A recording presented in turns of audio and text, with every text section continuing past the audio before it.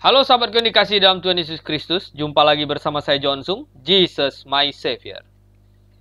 Sahabatku yang dikasihi dalam Tuhan, saya mendapatkan sebuah video ini. Sebenarnya saya malas untuk menanggapinya karena tidak berbobot, tidak ada pembahasan firman Tuhan sama sekali. Ya. Dengar sekilas saja udah tahu ini orang tua itu adalah penyesat, memutarbalikkan ajaran Alkitab, membohongi banyak orang.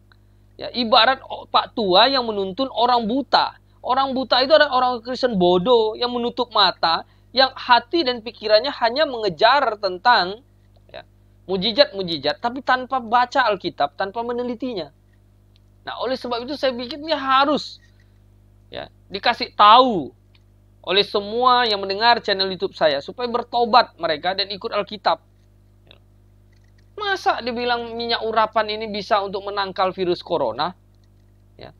Dengan minyak urapan pasti ada kesembuhan karena ada pertobatan. Apa hubungannya minyak urapan dengan pertobatan? Di mana di dalam Alkitab itu ada orang pakai minyak urapan itu pertobatan? Nah, nanti saya bahas, tapi kita coba dengar dulu nih. Apa dia ngomong oleh Pak Tua ini, biar jelas ya. Ya, biar jelas.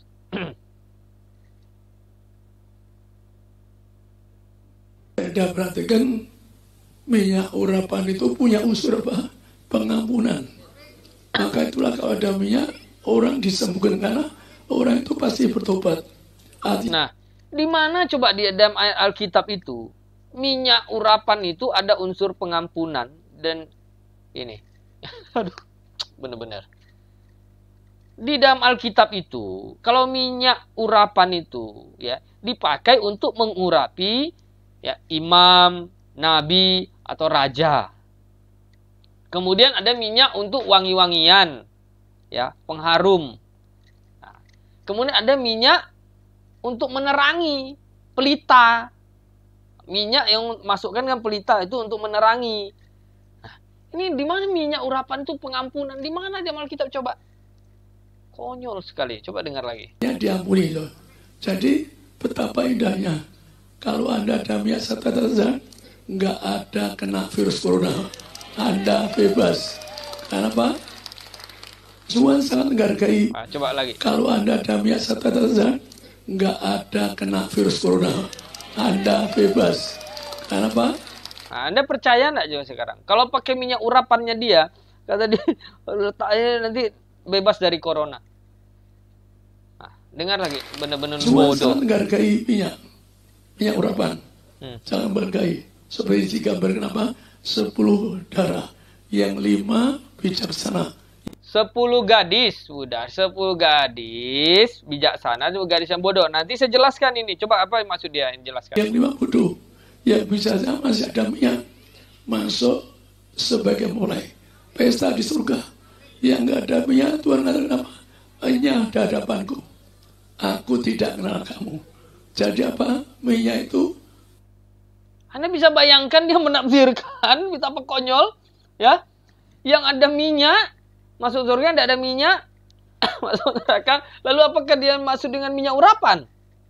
Lalu pakai minyak urapan masuk surga, yang tidak pakai minyak urapan masuk neraka? Aduh, Bapak tua. Anda sendiri itu ngomong aja udah tidak jelas sebenarnya. Ya, tidak lama lagi Anda akan binasa masuk neraka, saya kasih tahu. Ya. Saya kasih tahu nih, penjelasan mengenai 5 gadis bijaksana dan 5 gadis yang bodoh itu. Mereka kan menyongsong ya, mempelai laki-laki kan, mempelai prianya. Jadi ada 5 ya gadis yang membawa pelita dan 5 lagi membawa pelita. Ya. Yang satu bijaksana, yang satu tidak. Sekarang pertanyaannya adalah, mempelai itu siapa? Mempelai itu kan Kristus. Oke, mempelai itu Kristus. Nah, lihat di sini. Gadis itu siapa diumpamakan mempelai perempuan itu? Mempelai laki-laki Kristus, mempelai perempuan itu jemaat, gereja. Ya. Oke, ini lihat. 2 Korintus 11 ayat 2. Sebab aku cemburu kepada kamu dengan cemburu ilahi, karena aku telah mempertunangkan kamu kepada satu laki-laki untuk membawa kamu sebagai perawan suci kepada Kristus, tetapi aku takut kalau pikiran kamu disesatkan dari kesetiaan kamu yang sejati kepada Kristus, sama seperti Hawa diperdayakan ular dengan kelicikannya. Ya. Di dalam Efesus pasal 5, ya coba kita buka ya. Jadi biar saya mau kasih jelas ya, agar kita semua ini ngerti firman Tuhan, jangan mau dibodohi oleh Pak Tua ini. Efesus pasal 5. Nah, ayat yang ke-22 itu kan bilang begini, lihat. 23 kan, lihat ya.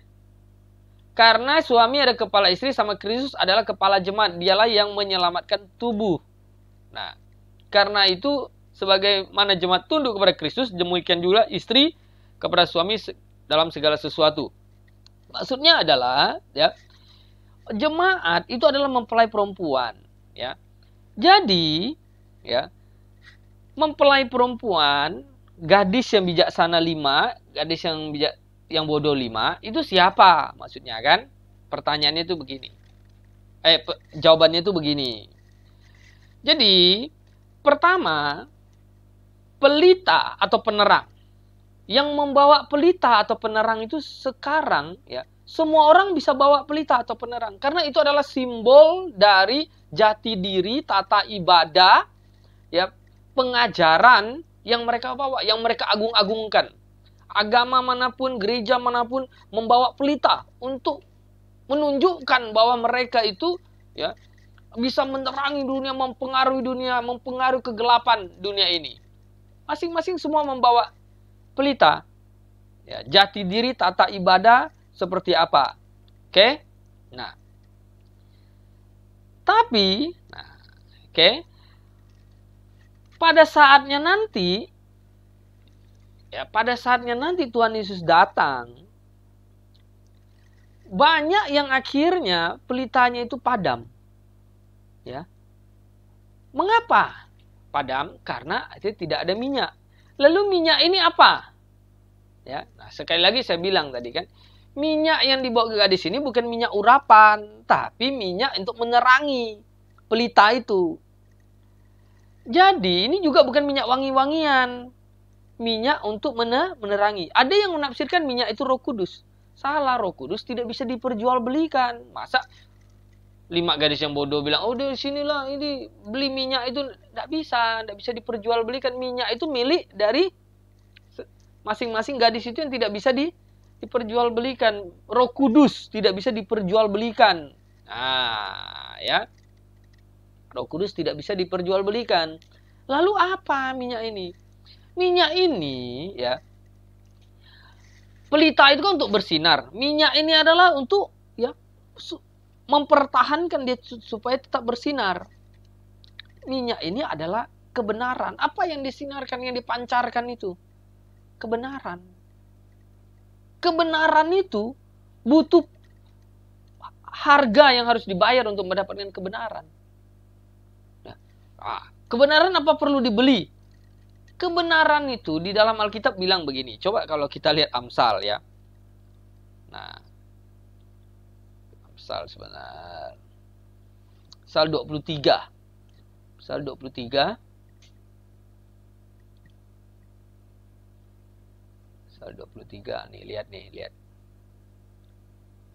Belilah kebenaran dan jangan menjualnya. Demikian juga dengan hikmat, didikan dan pengertian. Maksudnya apa atau enggak? Maksudnya adalah bahwa ya, orang mau mengikut kebenaran itu ada harga yang harus dia bayar. Entah dia harus berkorban secara moral, dijauhi oleh teman-temannya, dibenci, dicaci maki, ya. Dari sisi pekerjaan akhirnya dia akan kehilangan gara-gara dia ikut kebenaran, ikut Kristus. Dalam sejarah kan sudah banyak orang-orang yang ikut Kristus, dia kehilangan nyawanya. Barang siapa mengikut aku, dia harus kehilangan, ya, dibenci katanya oleh saudaranya, harus mikul salib. Itu ada harga yang harus dibayar untuk mengikut Yesus. Nah, jadi pelita itu adalah gambaran dari penerang, ya, benda yang menerangi itu apa? Agama kah, gereja kah? Ya. Ya. Gadis itu adalah jemaat. Penerang itu adalah jati diri tata ibadahnya. Oh, kalau karismatik tata ibadahnya dia dengungkan seperti ini, dia pancarkan seperti ini. Ya, kalau reform dia pancarkan seperti ini. Kalau gereja baptis dia pancarkan seperti ini. Ya, itu pelitanya. Nah, kebenaran itu minyaknya yang terus menghidupi pelita itu. Kalau kebenaran ini hilang, ya, maka ketika Tuhan Yesus datang, dia tidak bisa masuk dalam kerajaan sorga. Karena dia tidak ada kebenaran. Bukan minyak urapan. Gitu. Lagi pula emangnya minyak urapan bisa dibeli? Beli minyak urapan supaya bisa ini masuk sorga gitu. Masa masuk surga pakai minyak urapan? Pakai kebenaran di dalam Kristus. Nah, Anda paham nggak sampai di sini? Jadi hari ini banyak gereja-gereja terus memancarkan gaya ibadahnya, tata ibadahnya, pengajarannya, Pak. Tapi adakah kebenaran di dalamnya? Ada nggak? Ada nggak sesuai dengan Alkitab? Kuduskanlah mereka dalam kebenaran, firman-Mu lah kebenaran. Ada nggak mereka pakai Alkitab sebagai dasar kebenaran firman Tuhan? Atau mereka hanya khotbah-khotbah, cerita-cerita, dongeng-dongeng isapan jempol yang bilang turun naik surga, pakai minyak urapan bisa menyembuhkan corona, covid. Di mana di dalam Alkitab ada seperti itu? Ini penyesatan, sungguh terkutuk itu pendeta.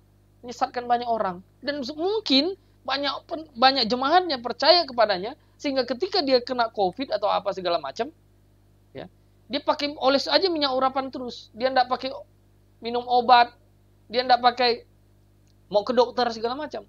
Konyol. Ini penipuan, ini dukun. Di akhir zaman yang dia menggenapi Matius 7 ayat 22-23. Nabi-nabi palsu muncul. Marilah, sahabatku, teman-temanku semuanya yang mendengar channel YouTube saya ini, bertobat, buka mata kalian lebar-lebar. Baca itu Alkitab. Kuduskan mereka dalam kebenaran. Firman-Mu lah kebenaran. Belilah kebenaran dan jangan menjualnya. Artinya engkau harus ikut kebenaran, ada harga yang harus dibayar. Jika engkau tidak mampu membayar harga, berarti engkau tidak dapat kebenaran itu. Sebab kebenaran itu ada nilai yang sangat mahal. Seperti apa? Perumpamaan Tuhan Yesus Kristus. Ada seorang pergi ke ladang menemukan harta. Ya. Dia menjual segala miliknya, dia beli itu. Dapatkan mutiara, harta karun dalam ladang itu. Ada sebuah harga pengorbanan untuk ikut kebenaran. Nah, jadi gadis yang bijaksana 5, gadis yang bodoh 5, yang bijaksana itu tahu. Dia harus terus memancarkan di dalam sebuah jemaat gereja yang Alkitabiah, memancarkan kebenaran, ada minyaknya. Sedangkan yang bodoh itu cuma mau teriak-teriak pancarkan, tapi tidak ada minyaknya. Artinya, nah inilah kebenaran. Tidak banyak pendeta yang tahu penjelasan ini. Ya. Terbanyak dibodohi. Mari bertobatlah engkau semuanya. Jangan ikutin pendeta tua yang akan binasa. Nanti kamu selama-lamanya di neraka.